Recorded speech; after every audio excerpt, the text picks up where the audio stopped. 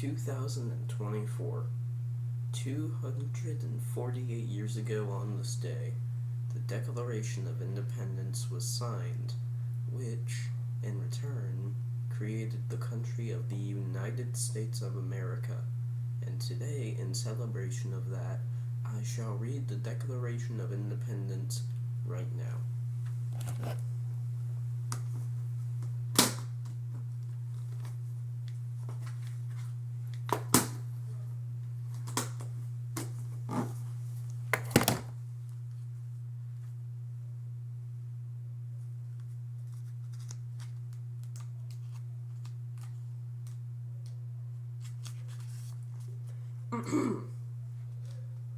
When in the course of human events it becomes necessary for people to dissolve the political bands which have connected them with another, and to assume among the powers of the earth the separate and equal station to which the laws of nature and of nature's God entitle them, a decent respect to the opinions of mankind requires that they should declare the causes which impel them to the separation.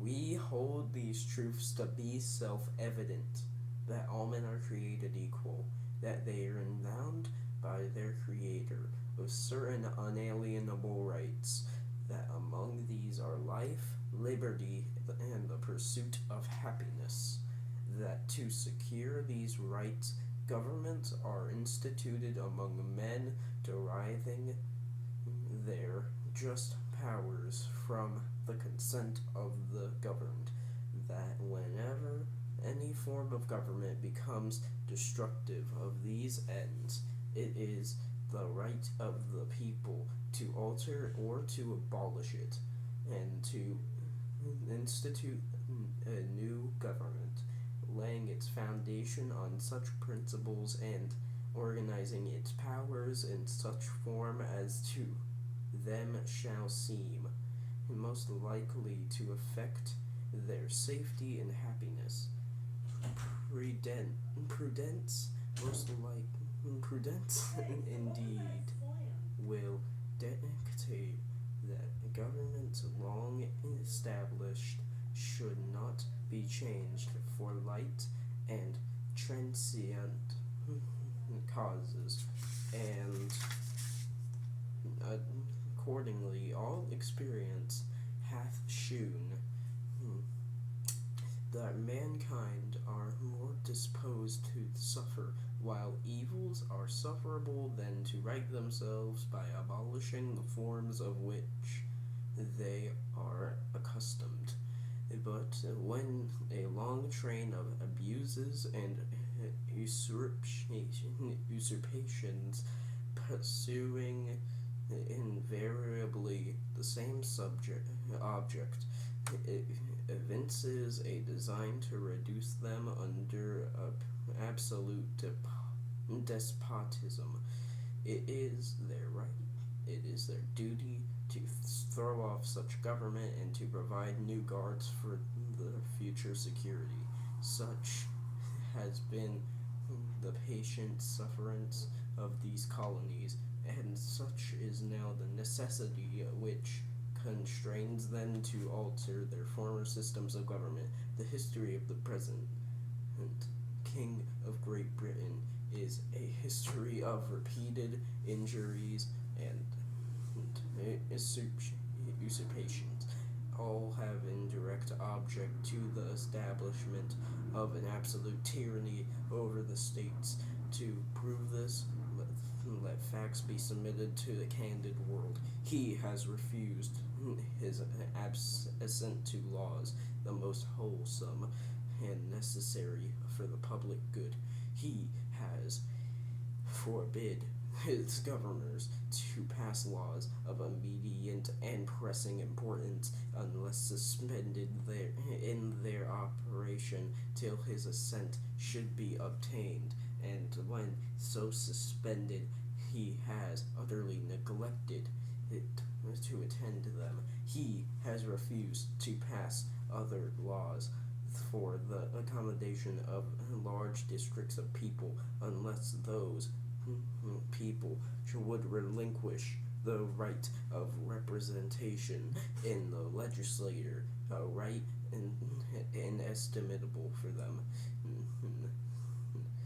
and formidable to tyrants only.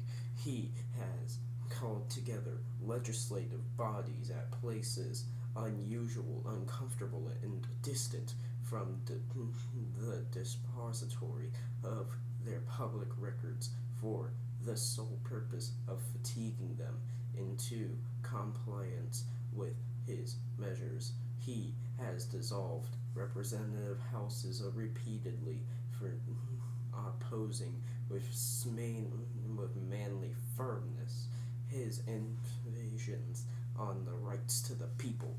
He has refused for a long time after such dissolutions to cause others to be elected, whereby the legislative powers incapable of inhalation have returned to the people at large for their exercise, the state remaining in the meantime exposed to the dangers of invasion from without and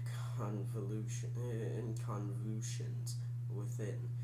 He has endeavored to prevent the population of these states for the purpose of obstructing the laws for naturalization of foreigners, refusing to pass others to encourage their migrations hither, and raising the conditions of the new appropriations of lands. He has obstructed the administration of justice by refusing his assent to laws for establishing judiciary powers.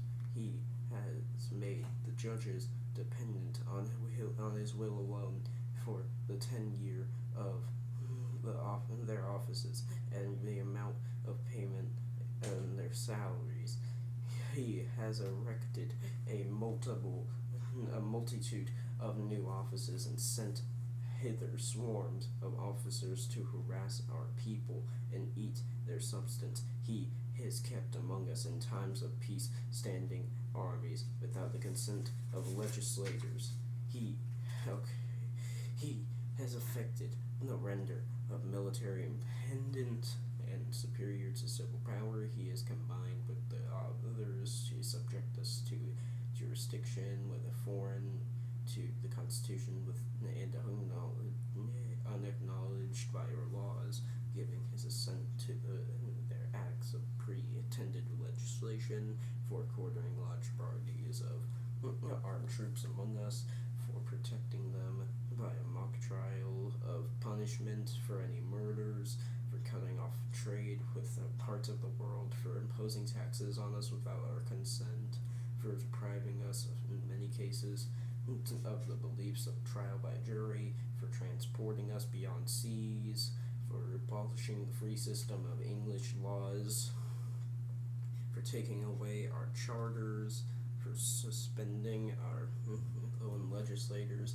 He has dictated the government here by declaring us out on his protection, waging war against us. He has plundered our seas. He is at this time transporting large armies. He has constrained our fellow citizens to be taken captive.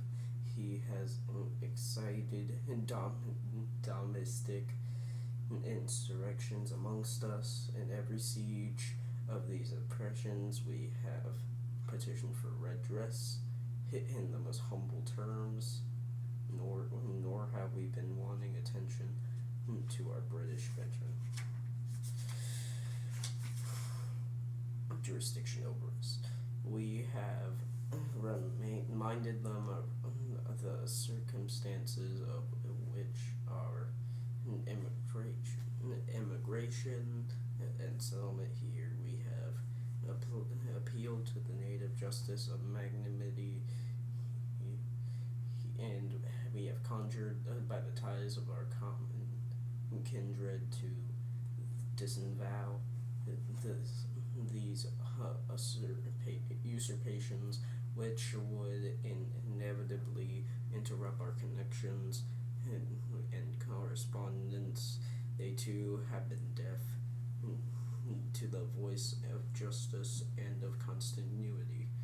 We, therefore, the representatives of the United States of America in General Congress assembled, appealing to the Supreme Judge of the world for the rectitude of our intentions due, in the name and by authority of the good people of these colonies, solemnly publish and declare that the United Colonies and of right to be free and independent states, that they are observed from all allegiance to the British Crown, and that all political connection between them and the state of Great Britain is and ought to be totally dissolved, and that as free and independent states they have full power to levy war, conclude peace, contract alliances, establish commerce, and to do all other acts and things which independent states may have the right to do. And for the support of this declaration, we firm a reliance on the protection of divine providence, and we mainly mutually pledge to each of our lives, our fortunes, and our sacred honor.